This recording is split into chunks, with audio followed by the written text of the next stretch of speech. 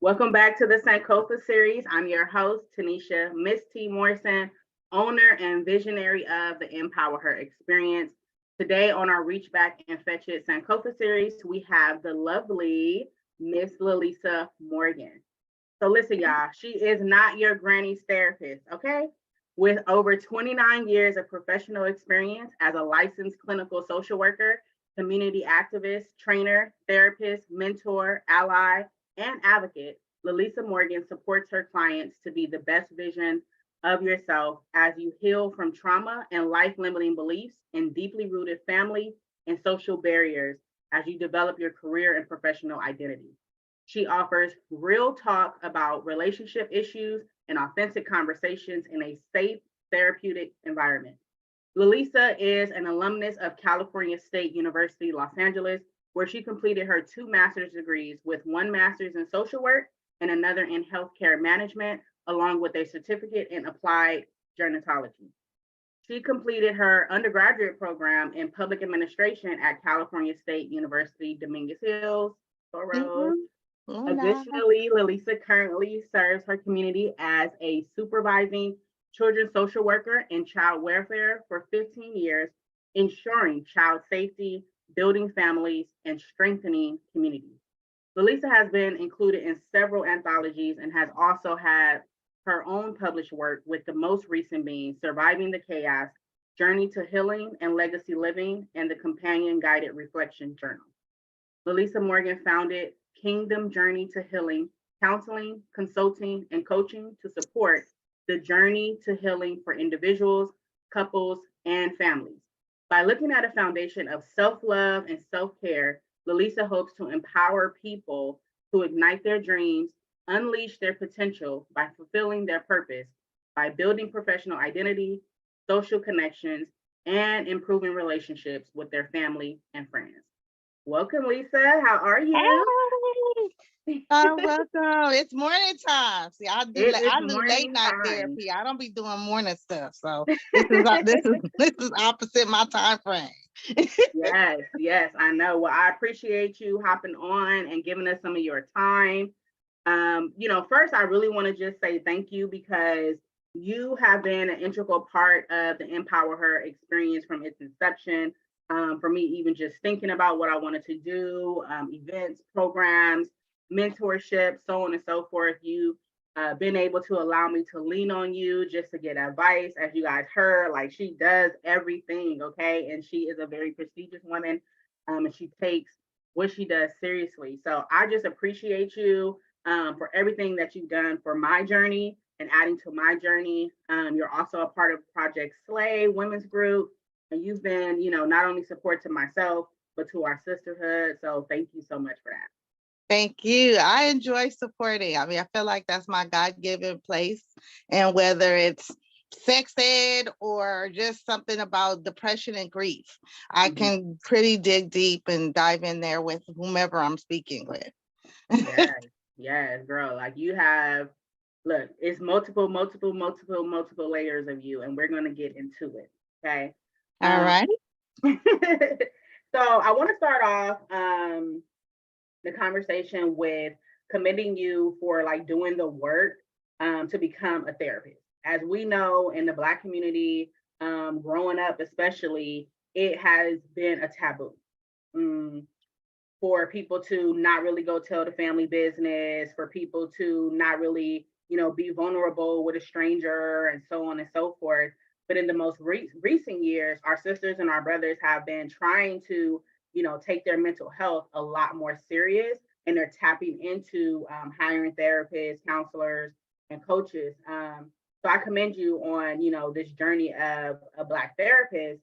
And that's where I really want us to kind of like dive into for this conversation. You've been in the industry for a long time, so I know you've seen both sides. When it was a taboo, and you've observed, people really tapping into it now. So, what has that looked like for you? Like those changes and everything. Well, I would like to say again, thank you for the opportunity to come on your show. It's Of cool. I love Empower Her, and Project Slay is all that. So that's our thing. And that's part of managing good mental health. So what I would like to say is the journey to good, solid mental health practices has been a struggle in the Black community. Coaching is not therapy. And sometimes people say, oh, I'm a relationship coach, and they may have some skill sets to support that. And because there's such a shortage of Black therapists, they're probably even just needed right now because there's not that many African American therapists. However, coaching is not therapy. There's a mental health component that's protected by the Board of Behavioral Sciences. And in our studies, in the over 3,000 hours of clinical supervision, you got to do the work. Many different types of therapists. For example, I'm a licensed clinical social worker. There's MFTs, there's licensed professional counselors, the LPCCs, and a psychologist. So everyone has a different framework from what they're studying. However, my particular framework is a holistic point of view in social work.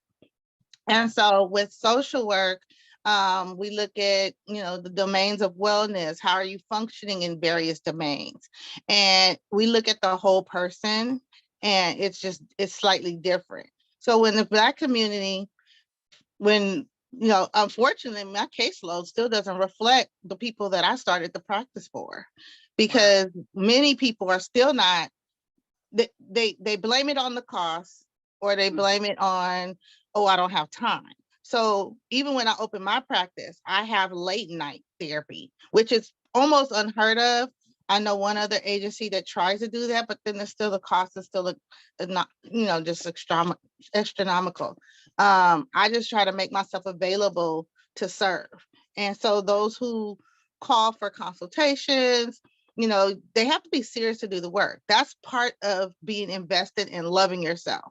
In order to love others, you can't give from an empty cup.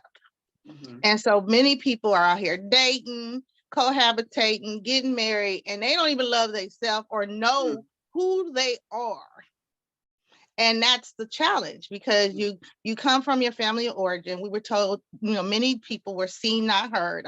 I'm a product of that generation. You're seen, not heard. Then you got the baby boomers and the Generation X, Y, Z, and everything else that came after it. And people have perpetually parented through trauma. Can you elaborate a little bit on what that means, being seen and not heard? Like, what's an example of that?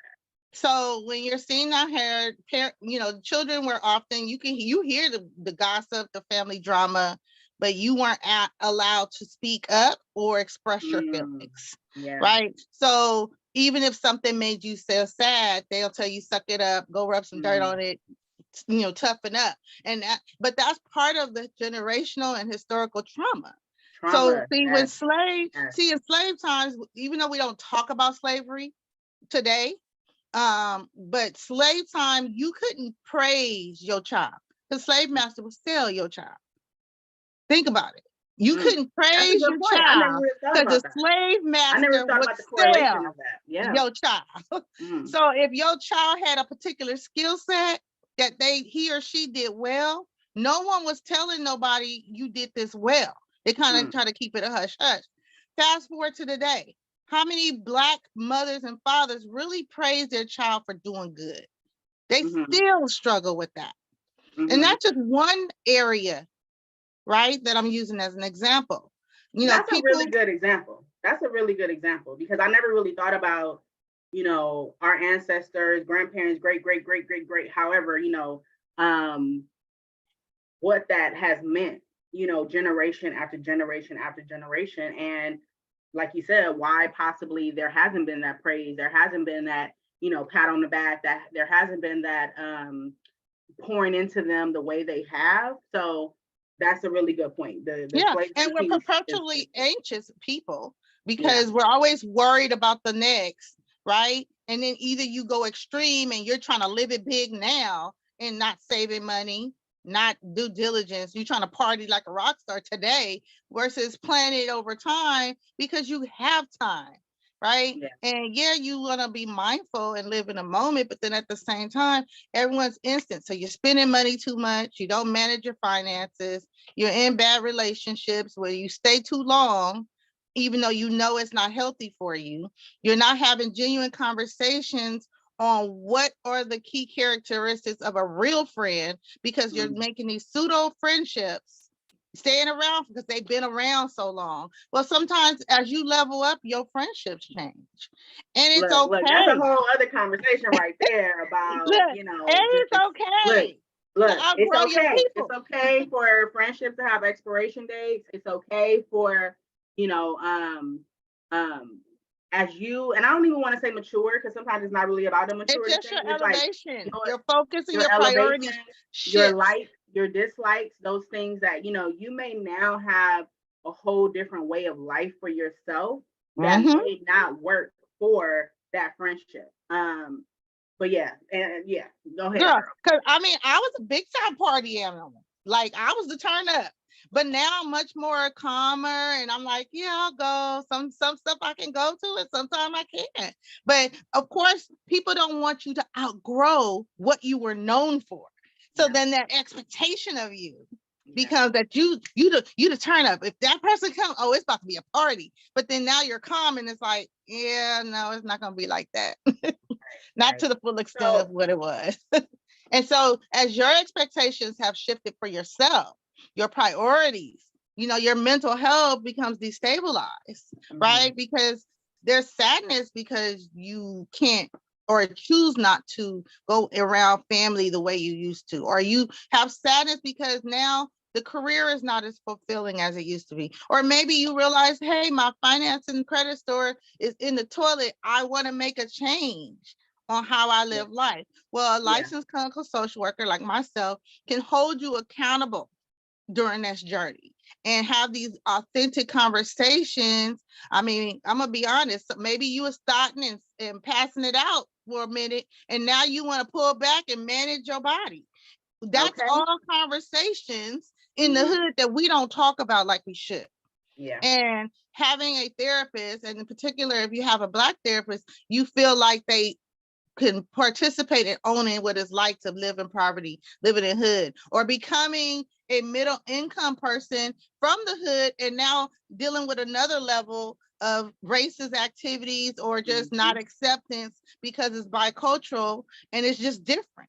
And so I've been in the hood. I've managed to raise, as they say, pull yourself by your bootstraps and bootstraps and grow. And I still, you know, still have to manage connections with people from my origins. And I love it that I'm able to talk to the gangster on the street and give him therapy, and talk to the mayor of the city of Azusa and have a consultation meeting. I mean, to me, that's look, I can go back and forth with no problem, and I love it.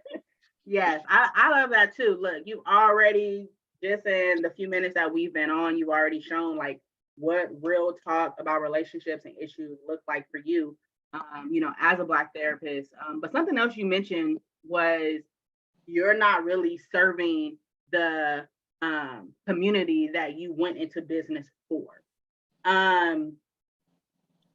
What are some of those hurdles? I know you said finances, but is there anything else? Well, unfortunately, most Black families that I've interacted with so far, they just don't take it serious, the journey. They're not ready authentically.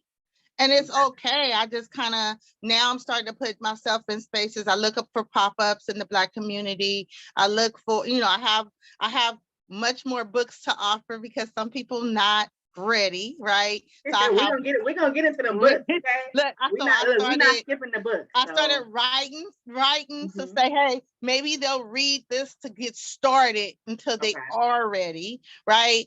And so it's not your, like I said, it's not your granny's therapist. I try to break stuff down in real layman's terms and yet professional to really help equip people in a journey. I give 15-minute consults to try to reach people where they're at. Baby mama, baby daddy drama is so real, but then they're like, oh, I gotta pay for therapy, or oh, I gotta use my insurance. And I do accept insurance now because I realized, like I said, what I wanted to do is reach my people.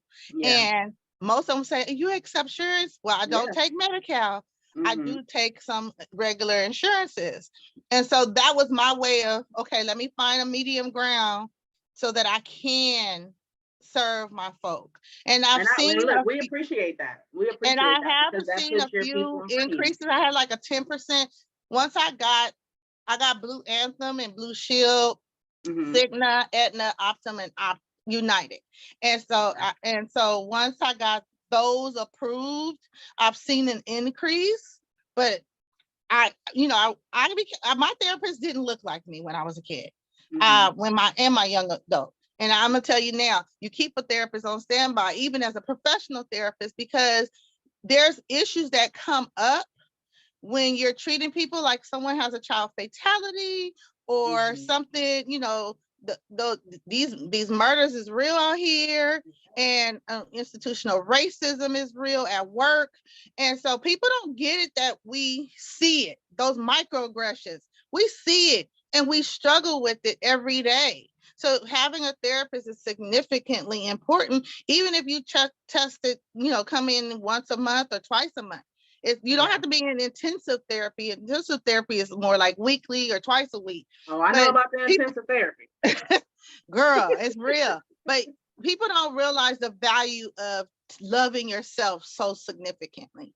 Taking that 45, 50-minute clinical hour, investing in yourself, is just as important as going to the gym 3 times a week for 40, 45 minutes.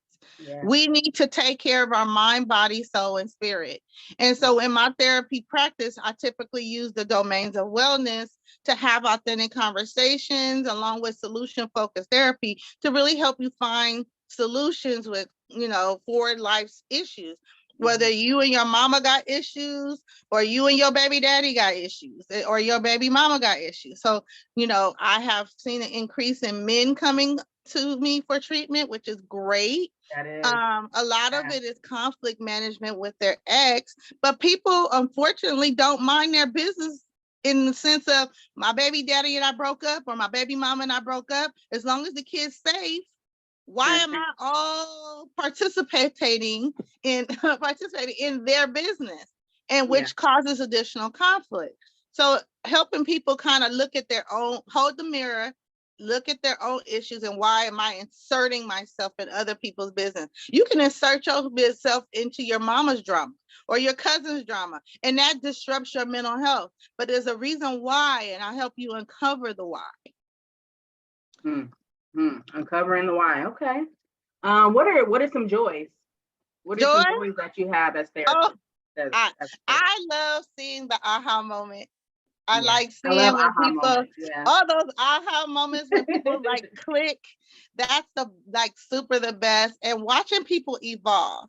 So they might start off one place and then they evolve to accepting and loving who they are. And they start doing self-care activities, whether they start going to the gym or start taking vacations like me, because I will model in a second. I'm going on vacation soon. And I tell people, and listen, you better do your self-care. And they're like, oh, you're not available? Nope. I'm self-care modeling. Whether it's a 3-day weekend or this time is going to be a 7-day week. I model it and I teach about it. And I, even in my other gig, because everybody got 2 jobs, even my other job, did you take your vacation? Did you schedule your vacation? It's time. Make sure you do self-care, because if you don't love yourself enough to take a break, date yourself. Take yourself to the movies. Why do you always gotta be with somebody else? See, I was like that when I was younger, and I thought it was normal. But you need to sit with the quietness of your mind. And if you can't do that, let's have a conversation. That's what I was gonna say, because a lot of people think that, when you hear the word self-care is used so loosely, it's not necessarily just traveling, and I'm a travel agent, so I love to promote travel. However, like you said, it's sitting with self, being able to go to a movie, being able to go to a restaurant by yourself. One of the things that we talked about in Project Slay, our women's group, was having a table for one and making that a normal routine for yourself. Be it just going to go sit at the park and sit with nature, listen to the birds, listen to the lake if there's a lake there, what have you. Watch the people around you, sit with self, listen to what God, spirit, universe, whoever your higher power or whatever it is, Mhm. they're trying to tell you. But literally taking your self-care, it could be writing, journaling, affirmations. Y'all know I got my book out for that. I got my Hey. book out for that, right? But really taking time to reflect, reason with self, you know, and making decisions that sometimes you don't want to make. So I salute you for that. And yes, of course, like Lisa said, if you're trying to find your aha moment, no matter how long that takes, whether you want to do intensive therapy, whether you want to just go once a month and download, you know, a lot of times people Something's think, better to nothing than when it comes to loving yes, yourself. yes, Something is better than nothing. And people don't spend 30 minutes. I mean, they barely go to the toilet. Like, that's really what it is. And it's like, no, you need to do more than just go to the toilet. You need to love on yourself.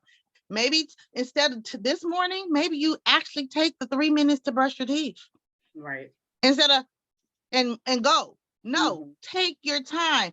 We talk about, so you know, I'm post bariatric. I used to weigh 300 pounds, so now I'm not, and I praise God for it every day. And so being mindful of what you eat and how you eat and how long you eat, right? Are you really tasting the foods?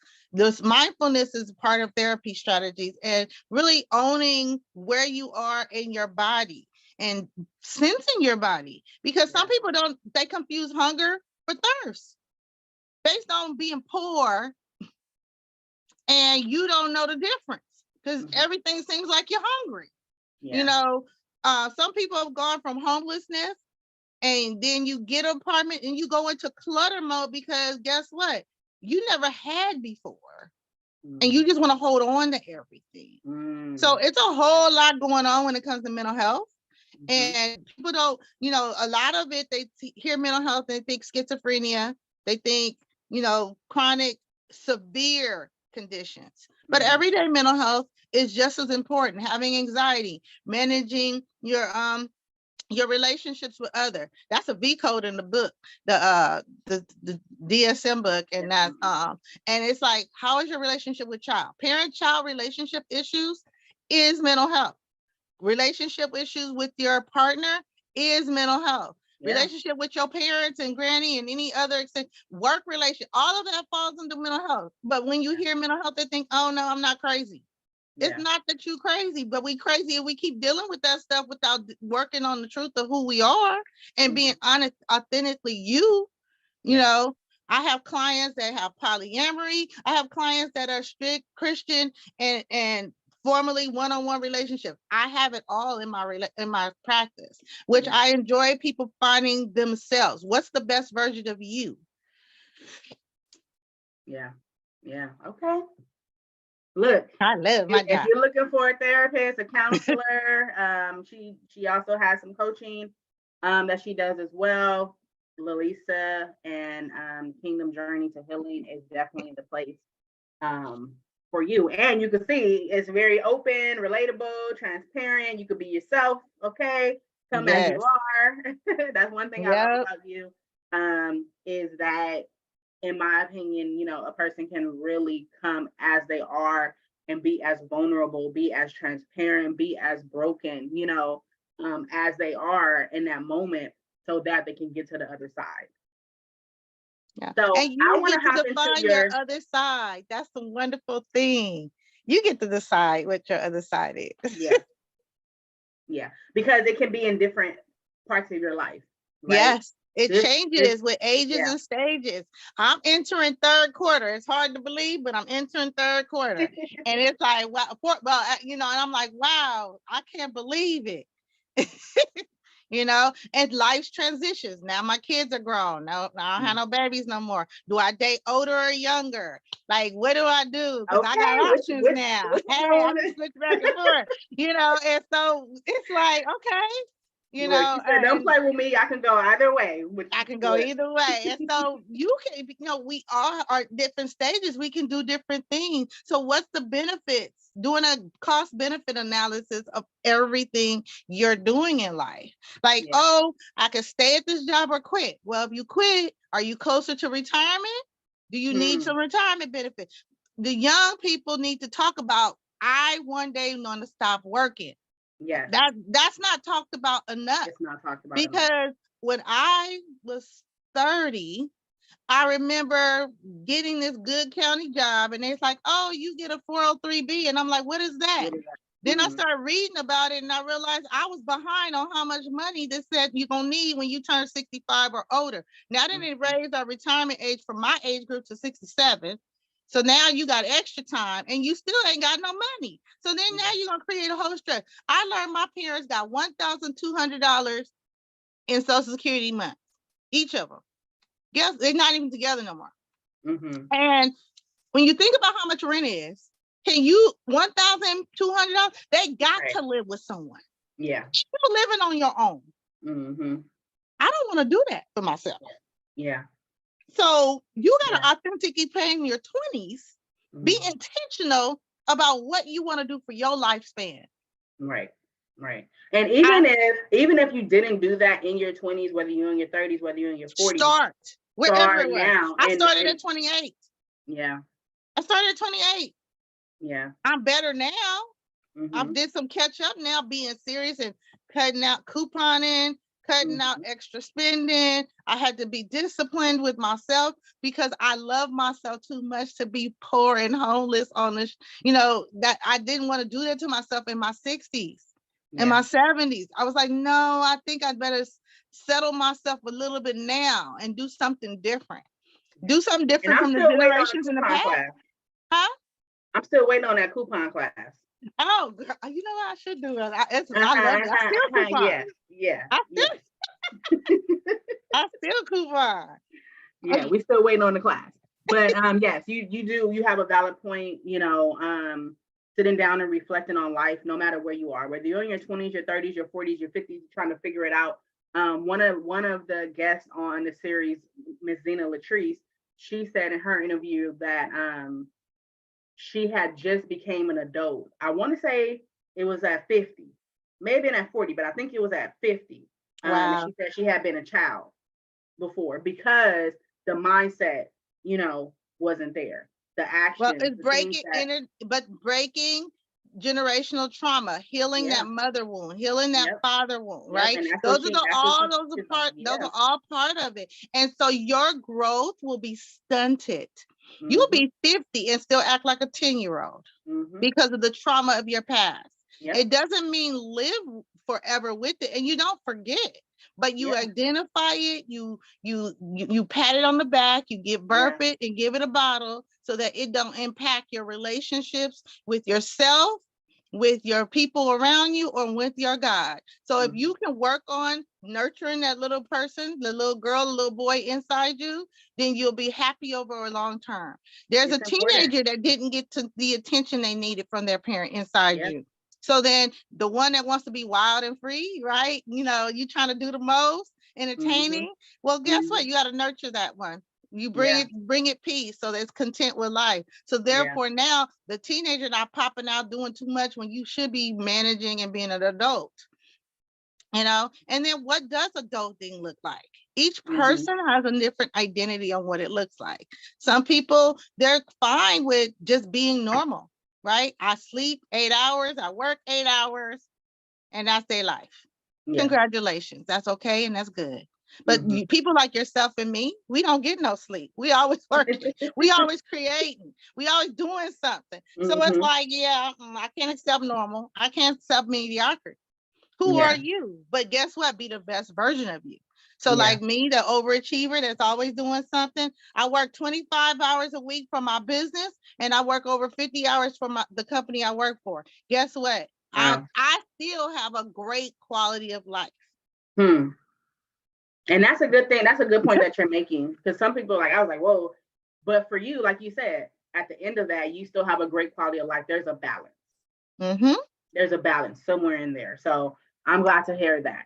I really want to step in and go into the books and the literary projects that you have done. Okay, there's a lot of them, y'all. There's a lot of them. If you want to look at LaLisa C. Morgan, look, y'all see her? Yeah, just the new one. Tale from the hood. Yeah, so I wanna talk a little bit about the titles and why you decided to share your story in them. Okay, so let's go. All right, I guess we can go with Tales from the Hood. Tales from the Hood, tips and strategies for shared parenting with a person. Listen to this, y'all. With a person you don't like. It's real talk. Shared parenting with a person you don't like. So let's get into it. What is this book about? Why did you write it? Who is it for? What have you hearing the results that it's having for your readers? Well, I wrote it because I remember what it was like when I didn't like my ex. I didn't like it. We broke up. I couldn't stand his butt. And so I have interviewed and been working with hundreds of men and women that I don't like him. I don't like him. And oh, he's a decent father or she's a decent mother, but I don't like him. But then they're trying to control everything in regards to the child's relationship with their other parent. Well, this one specifically is for the Black community. Okay. And so, because again, I know the challenges has been to get people in the therapy office. And then I know, unfortunately, some of the community mental health has a student therapist in there. And your situation requires a fully licensed individual. And unfortunately, access is different for everyone. And so I figured if I write something, it'll give someone a tool to help with some higher level of interventions when dealing with someone you don't like. And so my hope is by really explaining what child abuse is, right? What trauma is, what court does, because everybody's like, oh, we don't want nobody in our business, but to protect you, your ex, and your child, you need some rights. Rights only get established in court. And we don't do that enough because we were told, don't let the man know your business. But then when fathers want a relationship with their child and the mama said, oh, you can't see him, but it's your child, your sperm, you did it. You have rights. Even if your name not on the birth certificate, you got rights. And people didn't know that. Hundreds of men I talked to didn't know they had rights. Wow. Women that didn't know their daddy, the baby daddy had a right. I'm like, no, what's the child safety issue for not having custody or not having visits? And they're like, no, that doesn't rise up to WIC 300. That's just, you don't like their lifestyle. And guess what? You don't have to like it. It's okay not to like them. That's why y'all broke up. You don't like it. But you still gotta mind your own business, stay in your lane. Your house is your business, their house is their business. Is it a safety issue? Yes or no? If it's not, mind your business. Right. She got a new man. Is there a safety issue? Mind your business. Or if you are still grieving that relationship, you come talk to me. Because it's obvious there's some attachments here that you don't want to let go. Because if you don't let that ex have that much power over you, if you done, I'm sorry. I don't care what you do. Oh, you be here, little Billy, pick him up. Okay, come pick him up. I'm great. I finally get an actual break. Right. Enjoy. And it's interesting you say that because in the Black community, we unfortunately do see that, when relationships end, parents, I don't want to just say mothers. No, it's both. It's both. They start to just do tit for tat things. And including call the peoples, which you need to stop calling child welfare when it's not a real safety issue. Right. Because it ultimately, at the end of the day, is doing a disservice to your child. You're traumatizing your child. You're already adding the layers and layers and layers of trauma into your child's subconscious. Whether you think they know, oh, they too young, they don't know. No. Nope. They know. They know.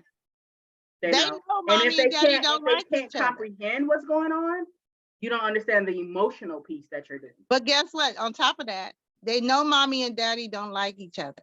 I'm part mommy and I'm part daddy, so I must not like me. So they have problems developing identity. They have problems loving themselves because they can't embrace that I'm half mommy and I'm half daddy. Yeah. Because my mom didn't like my daddy, so there's parts of me that's ugly. That's my daddy don't like my mama, so there's parts of me that's ugly. So they don't love themselves as adults. So guess what? Fast forward, they get in a relationship. Everybody likes sex, so ooh, sex feels good, and they just jumping from man to woman, and guess what? Oops, there's another baby. Repeating the pattern. No one gets whole, healed, and delivered because we keep repeating patterns. Love yourself. That way you set healthy boundaries. Sharing custody with a person you don't like teaches you communication strategies and how to deal with it. Use the cord as your arm, your strong arm when needed. Use the when it's safety, there's other systems in place. Let that system do the work for you. And set healthy boundaries so that your child grows up as whole as they can be with two imperfect parents. Yes. What is surviving the chaos? What is that book about? That book is about my journey to self-love and self-compassion and reconnecting and rejuvenating my soul, like really getting in touch with God, really letting God define who I was, which is absolutely amazing. So now, you walk a little bit more confident, and people like, who do you think you are? Who do I know I am? Is what the word of the Lord told me I am. And so now you just walk different. You look different. You feel different. And when you love yourself, you can give from your overflow. Yes. You can love your kid from your overflow. You can love your partner from your overflow. You can just do. So it's like 7 life legacy lessons that have helped me anchor myself. And even as approaching third quarter, I have to revisit stuff, right?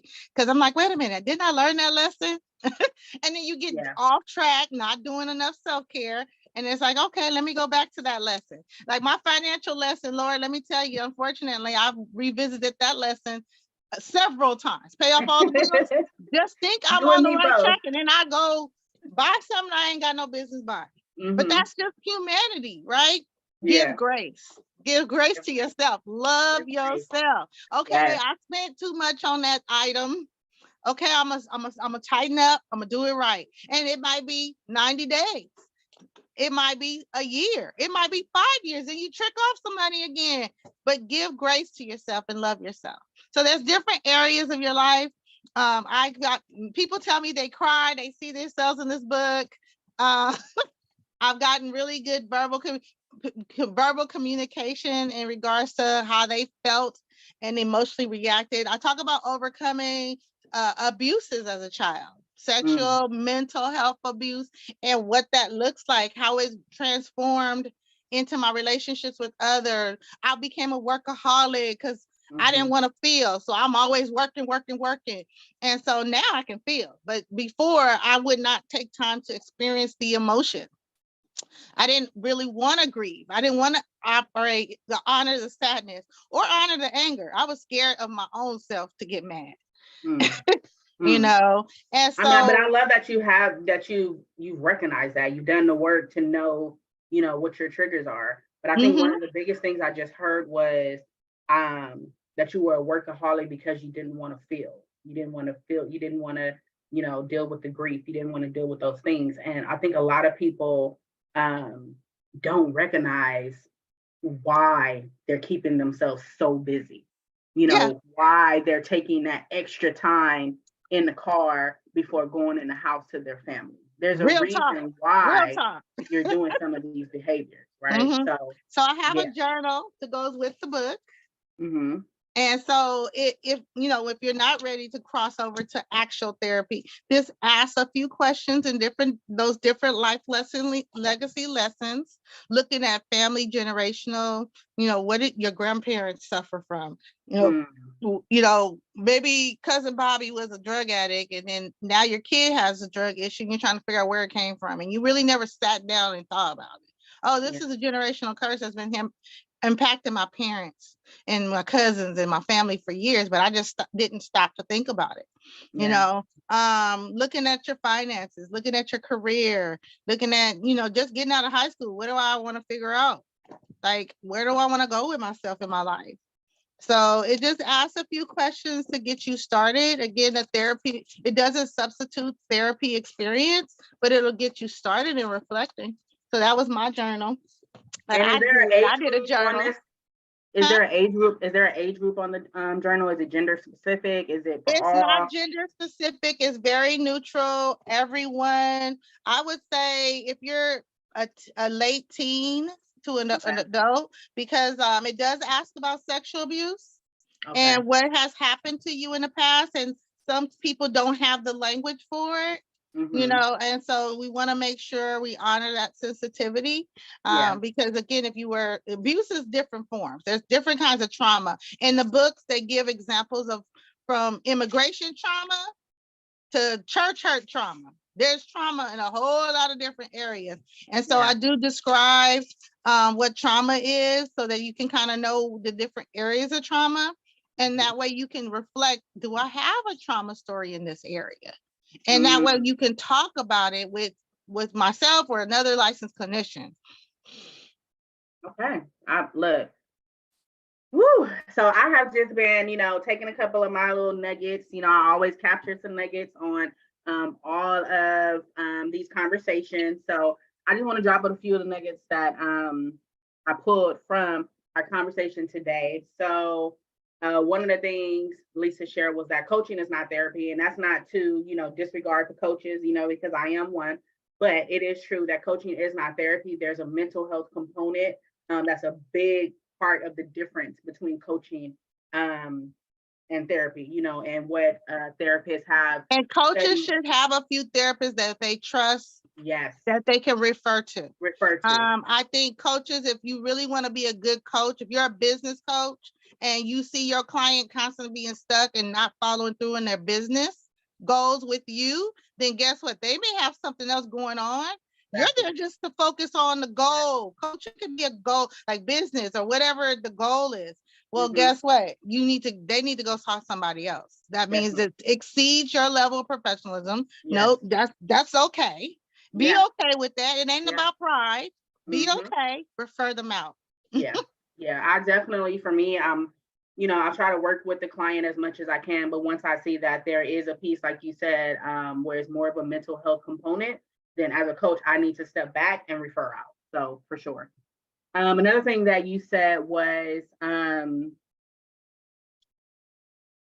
that the person is coming out whole, healed, and delivered. And I think those are three things that are very important for us as a Black community to see ourselves rooted in. Am I whole? Am I healed? Am I delivered? And being able to do the work to get there. And it's not going to be easy, y'all. It's not going to be easy. When you are digging into your subconscious mind and you're realizing some things that you probably didn't even know that's coming to the forefront, and realizing that maybe it wasn't, that person's fault, or wasn't, we have to take some accountability. Because if the only thing that changes is the person, it's a different face, but a common thread is you need to take a look at what you doing and own your stuff. Because it's not always the other person. Maybe it's the fact that you yell and pop off at the mouth at that person. You trigger everyone in their trauma, so now you got a conflict. Right. Well, then maybe if you learn to manage the anger within and soothe that fire down, maybe you can go longer periods of time with peace. People don't really understand how right now. Let me tell you about my peace. I'd rather sit in the room by myself and keep my peace than be in a house full of fools. I swear I'm not about to do that. I love everybody, but I can't. My peace is everything now. Like I didn't realize how important it was till I got into that transitional place. And I'm like, oh, I don't want to sit in my car. I pay all that money for rent. I need to be in my house. No. Yeah. And so again, self-reflecting. What are your core values and your priorities? And if they don't help maintain your peace, your circle may have to shift. You are only as strong as the top 5 people around you. Well, sometimes that top 5 need to change. Yeah. That top 5 makes need to shift at different seasons of your life. Yeah. Get rid of those toxic friends that you don't know is a toxic friend, y'all. So another thing is, you said setting healthy boundaries for your children and the co-parenting relationships. Look to my parents that are listening, viewing, have, replay, set healthy boundaries for your children and for the co-parenting relationship to exist. And that may be, like you said, going through therapy to know, taking ownership and responsibility of the things that you caused, understanding why you accepted some of the things that you did, and endured those things, and then being able to work with your child's father or mother to be able to have a healthy relationship is really important. And this book specifically gives you some boundaries of what the definitions of each court does. Okay. And that way, because there's different courts. And so we want you to be educated about that. We want you to be educated about what is real child abuse, because unfortunately everyone says that's abuse. And I'm like, no, that's not abuse. Yeah. I mean, and they're like, no, it has to be. I'm like, no, that's a preference issue. That's a personality issue. A lot of people running around with personality disorders don't even know it. And it's like, that's a personality thing. That's their preferences. It has nothing to do with abuse. And guess what? You guys didn't like each other. Your child is resilient. They will adjust to going back and forth to mom and dad's house or your other partner's house. They will adjust. They will know mom is a neat freak, dad is a clutter bum. Like they will adjust if that's the problem, or the roles are reversed. They will adjust. They will adjust when they go to this grandma's house. Grandma say you can jump on the couch. This grandma say no, don't touch. Get away from my couch. Get out. Don't even go in the living room. They adjust. They're really wonderful little unique human beings, and they really have the capability of authentic love. That means loving you at your worst. That's what's great about children. And adults need to remember how to authentically love people at their best and at their worst. That's what children love us through. And I think that's why we love our children so passionately, because when we can't get out of bed and they throw the blanket on you and bring you some tea, you're like, oh, my baby. No. but when the ex or your boyfriend do it or your girlfriend do it, you're like, Right. That's showing. I was expecting that. You're supposed to do that. And it's like, no, I don't have to do anything. You're supposed to take care of yourself. You know how some people get in relationships and expect the other people to take care of them. Like, oh, you're supposed to buy me this, you're supposed to buy me that, whatever. Well, if you love yourself, guess what? You're your main provider. You your man. Like, if they give me something, it's a bonus. Yeah. I love myself. Yeah. I pay my rent, I do it. And it's, being an independent woman has some blessings and some curses. Because I love myself. I take care of myself. I got my budget. I run mine. And but then at the same time, if you're gonna partner with someone, because you got to really evaluate self to really see if you just trying to hit it and quit it, and then you authentically tell people, I just want a sexual relationship, or you want a relationship means you got to give and take. That means you got to have balance. And so if one person versus the other, as long as you're authentically telling the individual, this is what you want, guess what? You guys can find agreements and work it out. But if you want to be in partnership, it takes some sacrifices because you can't have it always your way.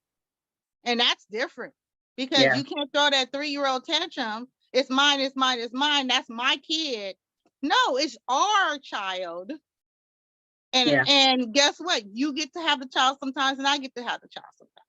Yeah. And if we're together, we got to manage them together, because I'm not taking them to every doctor's appointment. You're going to take off work too and take them to the doctor's appointment. Yes.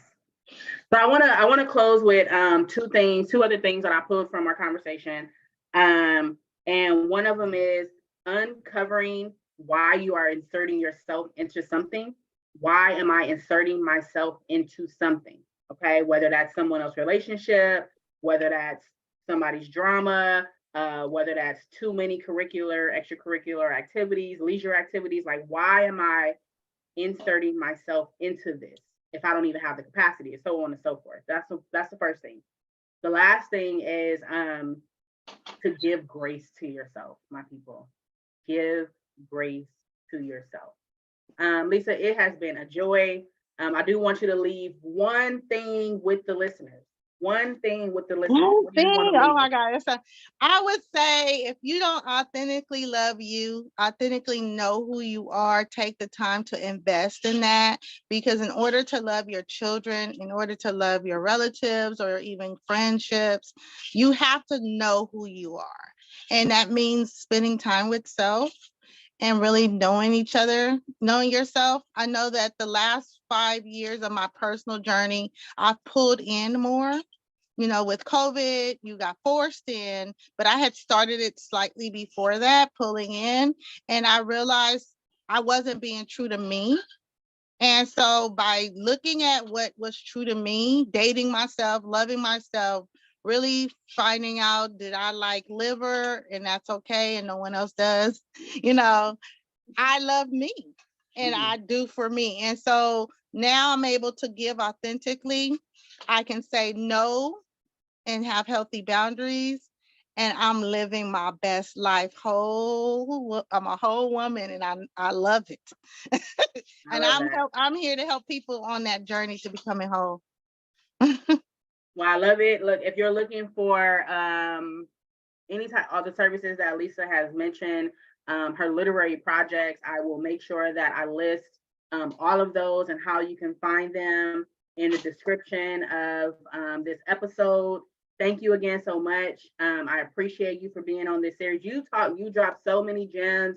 From why we should seek therapy as a Black community, the importance of co-parenting, the importance of self-care. I mean, it was just so many things that I think that the viewers will definitely be able to have plenty of takeaways.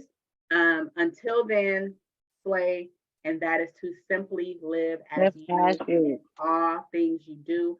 And don't forget to reach back to your people and pull them to the forefront whenever possible. I'm Miss T. This is the Empower Her Experience Reach Back and Fetch It Sankofa Series. Until then, I'm out.